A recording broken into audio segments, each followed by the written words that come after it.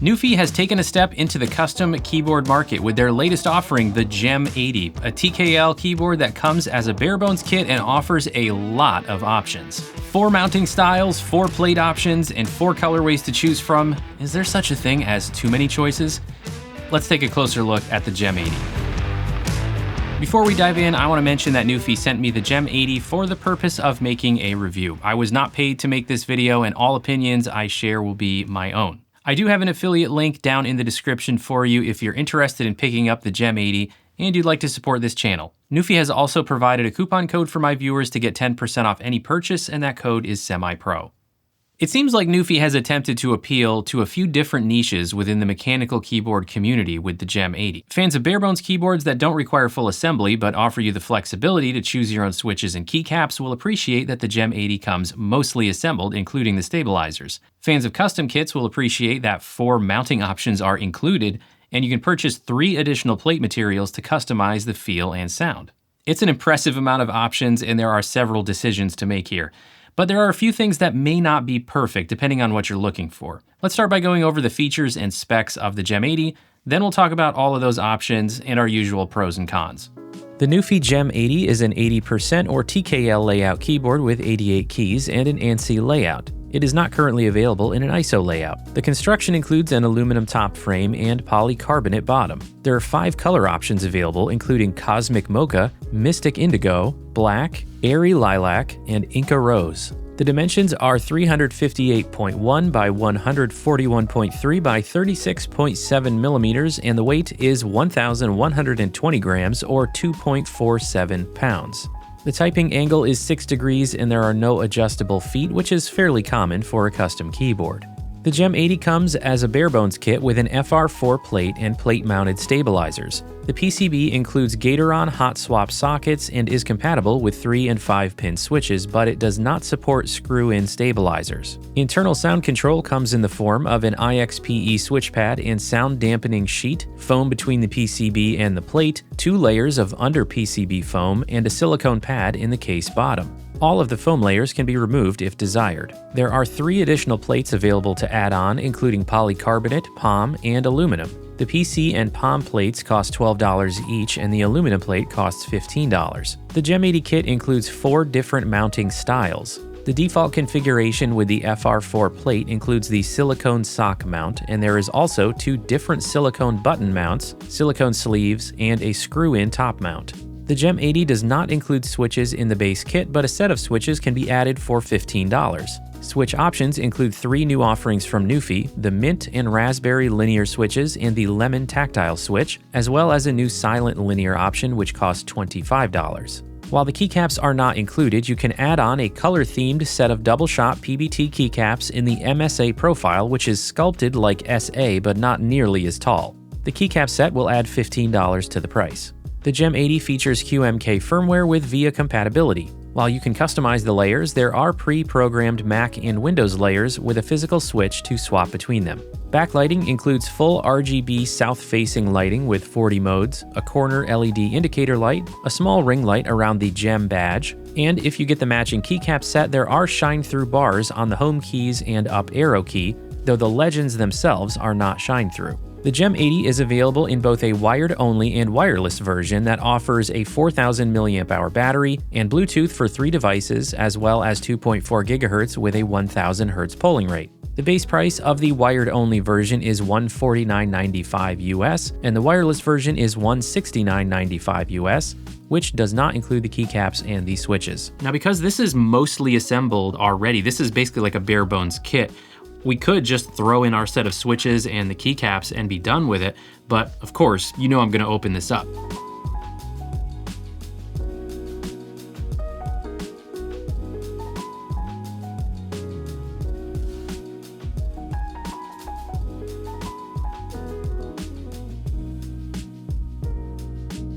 All right, it's time to use the Gem80 for a week, and then we'll talk pros and cons.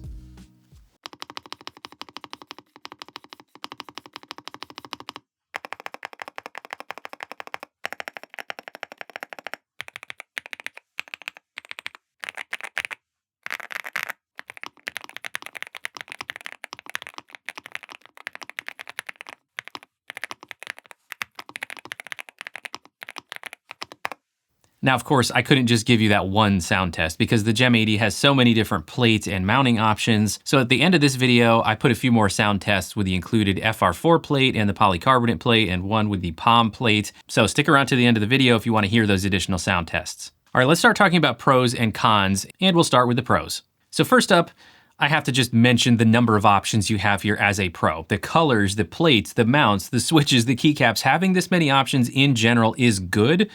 Of course, it's also a little bit of a double-edged sword because you might spend an eternity trying to decide on a configuration you want, but some good news is that all the mounting styles are included, so at least you'll have those to try no matter what. The additional plate options you do have to pay extra for, but at least your mounting styles, you can change those around to your heart's content without paying any extra. Some additional pros here. The build quality is very nice. It feels like a step up from the Halo series to me. If you opt for the wireless version, the connectivity options here are great, and good news, I did not have the 2.4 gigahertz connection issues that I had with the Air V2 series. With the Gem80, I was able to position it in my normal configuration with the receiver plugged into my dock, which is about 3 feet away from the keyboard, and it also has a few desk items obstructing the line of sight. Didn't have double entries or missed entries, none of those issues I had with the Air V2 series. So for me, that was an improvement. The Bluetooth also worked fine for me while connected to both my MacBook and my iPad. Let's talk keycaps and switches. I am really liking these new keycaps. The quality of them I think is better than the keycaps on the Halo series. It's a nice full double shot, not just a little bit in the top. It's a full second layer. The legends are nice and crisp and they feel great. They have that little bit of PBT texture,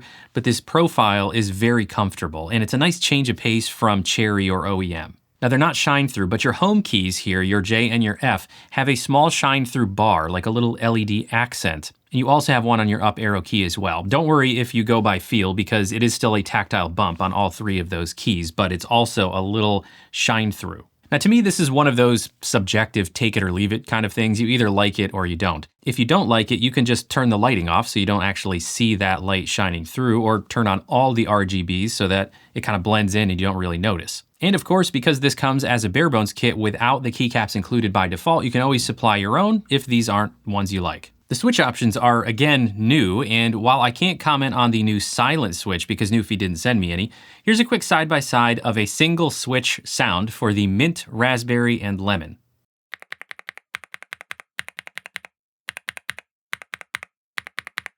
Now, I only have a full set of the mint switches, and I can say overall, they're nice. They're not pingy, very smooth, and light. If you like speed switches, you'll probably enjoy these, but if you haven't used switches with a light actuation force less than, say, 45 gram, just be aware that this can lead to an increase in typing errors because they're so easy to press and press accidentally. The more middleweight raspberry feels good from the individual one that I have. That'd probably be my personal choice. And the tactile lemon switch feels a little bit somewhere in between a brown and the Rose Glacier switch that NuPhy has previously released. Brown switches have more of a subtle, rounded tactile bump that's still pretty easy to press, whereas Rose Glacier have that really sharp, higher resistance bump, and these lemon switches feel somewhere in between. It doesn't feel super sharp, but it's a little more pronounced than a brown switch. Now before we leave keycaps and switches here, I just want to point out something else that I think is a pro, and that's actually the price of them. Adding each one for $15, that's a good value. You will certainly pay a lot more for a set of good quality switches and keycaps if you buy them separately. A pro specific to the mounting and plate options is that we now have options from NuPhy that allow us to get a more flexible and soft typing feel compared to the Halo series. The Gem80 allows you to do much more customization in general, but also to get a bouncier, softer typing feel. You can also go with the top mount option if you do happen to like a firmer feel. And of course, I always have to mention QMK firmware with VIA compatibility as a pro because it offers consistency for anyone with multiple keyboards.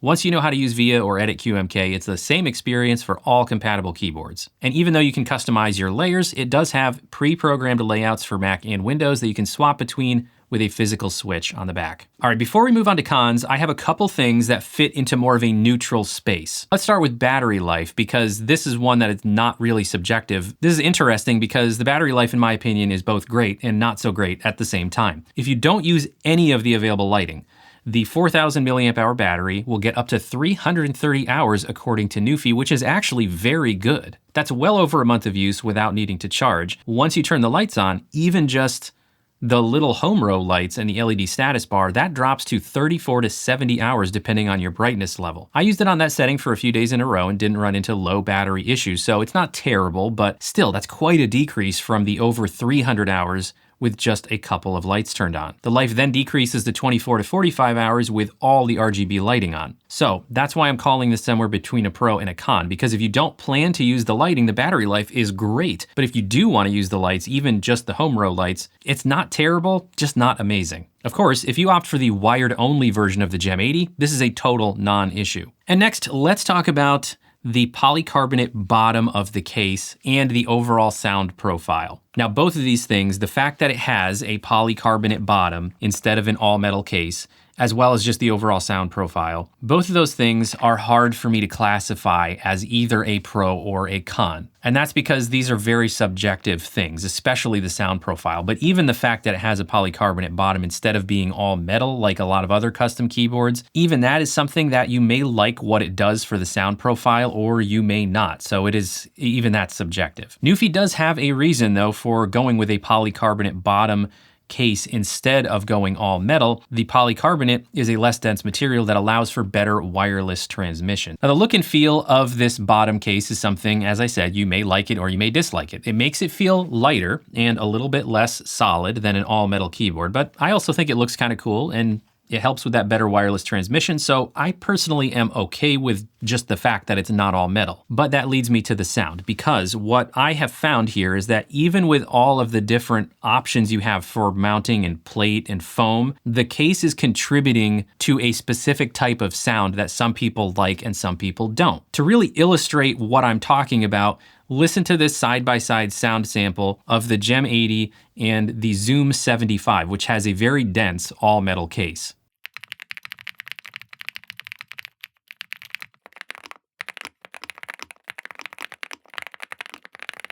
And the Zoom 75 there doesn't have any case bottom foam in it. It's just a very thin layer covering the battery. That's just how absorbed a really dense case can sound. It doesn't have that really poppy sound to it because there's no tape mod.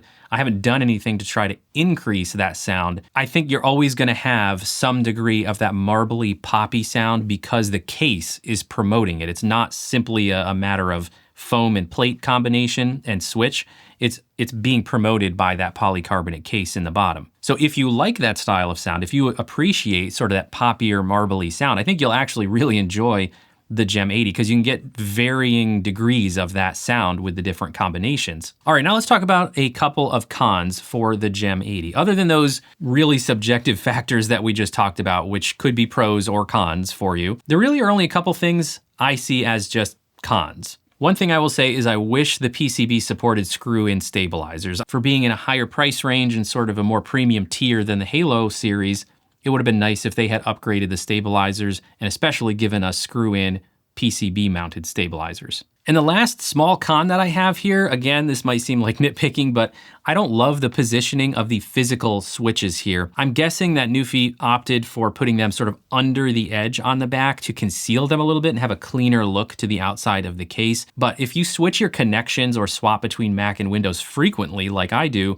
it's actually a little bit annoying to have to reach under there instead of them being on the back or the side. Again, I know that's nitpicking a little bit, but I did notice that I found it a little more annoying to switch between the connections and Mac and Windows compared to, say, on the Air series and the Halo series where the switch is just kind of right here on the back. If you don't switch between your connections or your Mac and Windows layers frequently like I do, then that's a total non-issue for you. So with all those things considered, let's talk about the price and whether I recommend the Gem80. If you get a set of switches and keycaps with the wireless version would be $199.95 US. That's definitely a step up in price from the Halo series, with the closest layout being the Halo 75 because there's no TKL layout in the Halo series currently, and the Halo 75 is $130. But we are getting a lot of things in the Gem80 that we're not getting in the Halo series, including multiple plates and mounting options, QMK firmware, better wireless, and generally a little bit more of a premium feel. I personally think the price difference is justified. With regard to the price relative to the rest of the market, the wireless version here puts it in the same price range of the Q Max series from Keychron, which they are currently releasing in different layouts, and they do have a TKL, the Q3 Max. It's available in a bare bones and assembled version, and that costs $194 and $214 respectively. The Q Max line offers the same wireless options as the Gem80.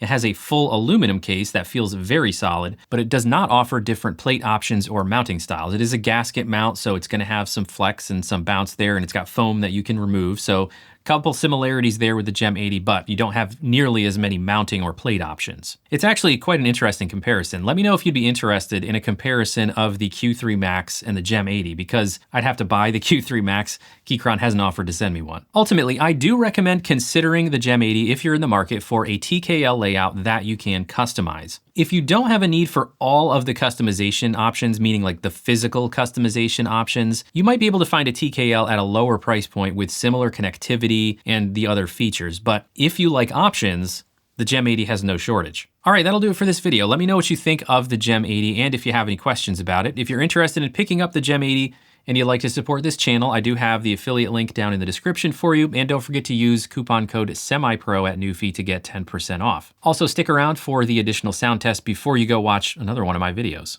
Thanks, everybody. See you next time.